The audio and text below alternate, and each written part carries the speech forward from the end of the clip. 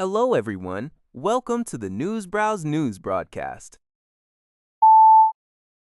India has strongly criticized former U.S. President Donald Trump for reposting a social media commentary that described the South Asian nation as a hellhole. India's Ministry of External Affairs called the remarks ill-informed, inappropriate, and lacking in taste. The incident comes just ahead of an upcoming visit by U.S. Secretary of State Mark Rubio, who is scheduled to visit India next month to bolster the traditionally friendly bilateral relations. The controversial post, reportedly not written by Trump himself, also criticized the U.S. Constitution's birthright citizenship and accused Indian tech workers of not employing native-born white Americans. While falsely claiming Indian immigrants lack English proficiency, Democratic Congressman Ami Bera, an American of Indian descent, denounced Trump's post as offensive, ignorant, and beneath the dignity of his office, highlighting Trump's privileged background compared to immigrant struggles. The Hindu American Foundation also expressed its alarm, stating that such rhetoric, especially from a former president, fuels hatred and endangers communities amid rising xenophobia and racism. This news comes from Dio-Shi Ba. Japan and Australia are reportedly coordinating to release a joint declaration on economic security cooperation in early May.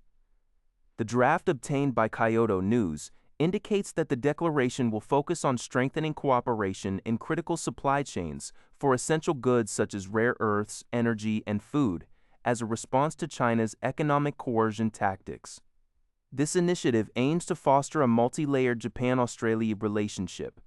The proposed declaration is expected to serve as a strategic guideline to enhance cooperation and crisis management in the economic security domain, building upon the Security Cooperation Joint Declaration issued by both governments in 2022.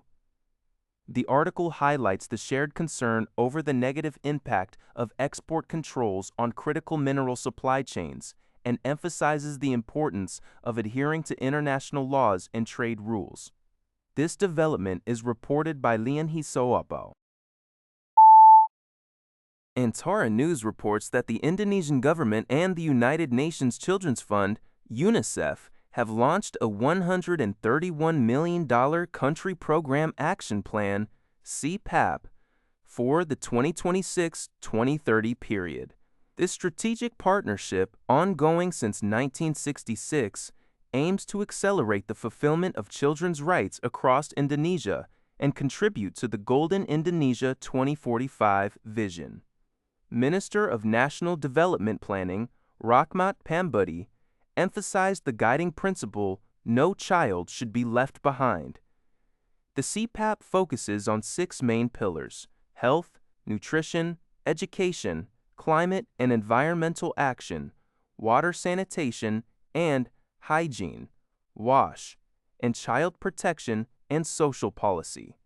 The initiative will stress innovative solutions, digital transformation, gender equality, resilience to climate and disaster impacts, and improved inclusion for children with disabilities, with a goal of strengthening national systems and expanding access to quality essential services. UNICEF Indonesia Representative Maniza Zaman highlighted Indonesia's significant progress in children's rights over 75 years of collaboration. Seoul shares closed flat on Friday, as investors sought out defense and shipbuilding stocks, effectively offsetting a downturn in major technology shares amidst ongoing Middle East tensions. The South Korean won also saw a depreciation against the U.S. dollar, according to Yonhap News Agency. The benchmark Korea Composite Stock Price Index, KOSPI, experienced choppy trading before edging down a mere 0.18 point, closing at 6,475.63, slightly below its record high from the previous session. Investor sentiment remained cautious following limited progress in U.S.-Iran negotiations. Reports indicated U.S. President Donald Trump had ordered the Navy to target vessels laying mines in the Strait of Hormuz, while simultaneously noting Iran's desire for a deal. Iran also reportedly reactivated its air defense systems. However, hopes for a second round of talks provided some relief, suggesting a potential easing of tensions and stabilization of the vital Strait of Hormuz oil shipping route. Furthermore, an extended ceasefire between Israel and Lebanon, as announced by Trump, helped mitigate broader regional conflict concerns. Mozambican exporters have lauded China's new zero-tariff policy, which is poised to significantly expand agricultural trade from Africa. Starting next month, China will grant duty-free access to goods from 53 African nations, including Mozambique. Speaking at the Zimbabwe International Trade Fair in Bulawayo, representatives from Mozambique's Zambezi Valley Development Agency expressed optimism that this policy will cut trade costs and enhance the price competitiveness of products such as avocados and lychees in the lucrative Chinese market. They anticipate increased export volumes, higher incomes for local farmers, and broader economic growth for Mozambique. The ZVDA is actively preparing farmers with specialized credit lines, modern equipment, and technical expertise to meet the anticipated demand. This news comes from People's Daily Online. That's all for this video. Thank you for watching. See you in the next video.